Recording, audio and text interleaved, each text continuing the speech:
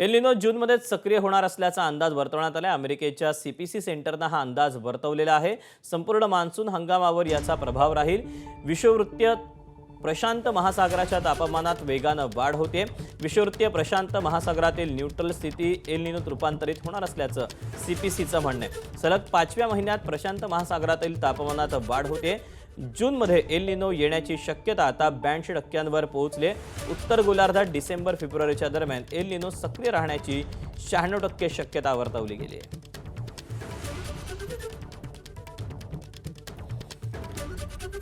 तेव्हा ही अतिशय महत्त्वाची बातमी आपल्या सगळ्यांसाठीच। एल निनोचा प्रभाव हा यावर्षी पाहायला मिळणार आहे आणि या सगळ्याबद्दलचा अंदाज आता अमेरिकेच्या संस्थेनं अमेरिकेच्या सीपीसी सेंटरनं वर्तवलेला आहे।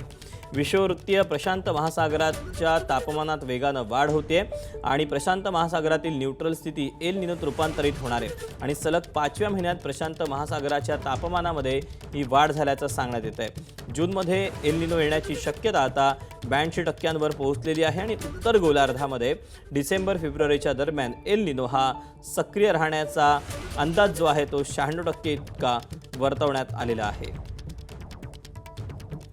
त्यामुळे या सगळ्याचा परिणाम हा मान्सूनच्या स्थितीवर कायमच होत आलेला आहे।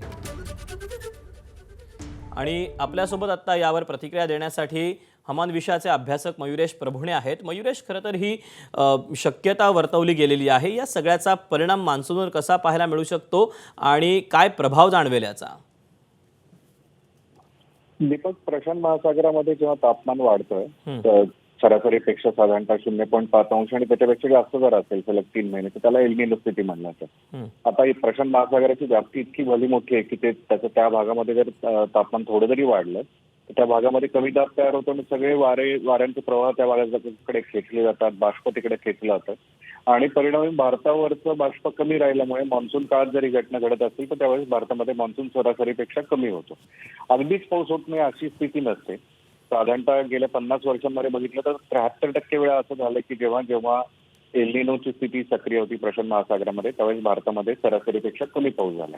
मात्र त्याचा लोकल जर परिणाम आपण बघितला, समजा महाराष्ट्रामध्ये बघितलं तर काही जिल्हे असे असू शकतात की ज्या ठिकाणी 60-70% पण कमी पाऊस झालेला आहे। त्यामुळे तो अगदी स्थानिक पातळीपर्यंत त्याचे परिणाम दिसून येतात आणि जेव्हा एल निनो असतो त्याच्या पाठोपाठ येणाऱ्या वर्षी त्याचा परिणाम जास्त जाणवतो।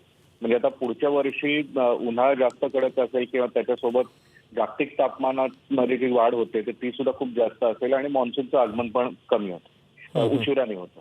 तर त्यामुळे सलग 2 वर्षी जर मान्सूनच्या काळामध्ये सरासरीपेक्षा कमी पाऊस राहिला तर त्याचा थेट फटका भारताच्या अर्थव्यवस्थेला पण बसू शकतो।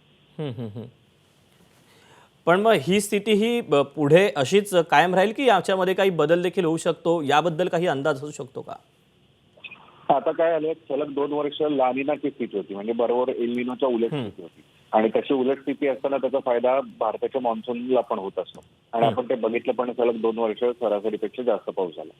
आता ते चक्र असतं साधारणतः 2 ते 7 वर्षांचं एल निनोचं। तर आता एल निनो आलेलं आहे, मात्र आता जे प्रेडिक्शन्स येत आहेत त्याच्यानुसार त्याची तीव्रता पण महत्वाची असते। तर तीव्रता ही खूप जास्त राहण्याची शक्यता आहे। म्हणजे जे आतापर्यंत सगळ्यात जास्त नोंदलं गेलेलं तापमान होतं हे सरासरीपेक्षा 2.5 अंश जास्त होतं। तर आता काही मॉडेल्स असं वर्तवतात ते 3 अंशांपर्यंत, म्हणजे नोंदींमधलं इतिहासामधलं सर्वात तीव्र वर्ष असू शकतं। हा एल निनो जनरली विकसित जो होतो हा डिसेंबर पर्यंत होत असतो। आता म्हणजे त्याची तीव्रता सगळ्यात जास्त त्या काळापर्यंत वाढत जाते। आता लेटेस्ट जे अंदाज आले त्याच्यानुसार हा जून मध्येच सक्रिय होणार आहे, म्हणजे जून पासून ते डिसेंबर पर्यंत तर तो चालूच राहणार आहे आणि अगदी फेब्रुवारी पर्यंत पण पुढचा चालू राहू शकतो। त्याच्या पुढेही चालू राहण्याची शक्यता आहे। पण आता यांच्या अंदाजाचं जे चक्र आहे किंवा कुठपर्यंत ते अंदाज देऊ शकतात ते 7-8 महिन्यांपर्यंत देऊ शकतात। तर त्यानुसार आता आपल्याला समजतं की या वर्षा अखेरपर्यंत तो एल निनो सक्रिय राहणारच आहे, तो कदाचित त्याच्या पुढेही चालू राहू शकतो आणि जर तसं राहिलं तर या वर्षीच्या मान्सूनवर परिणाम होईलच, पण आगामी पुढच्या मान्सूनवर सुद्धा त्याचा परिणाम होऊ शकतो। मयुरेश, धन्यवाद आपल्या या सविस्तर माहितीबद्दल आणि प्रतिक्रियेबद्दल।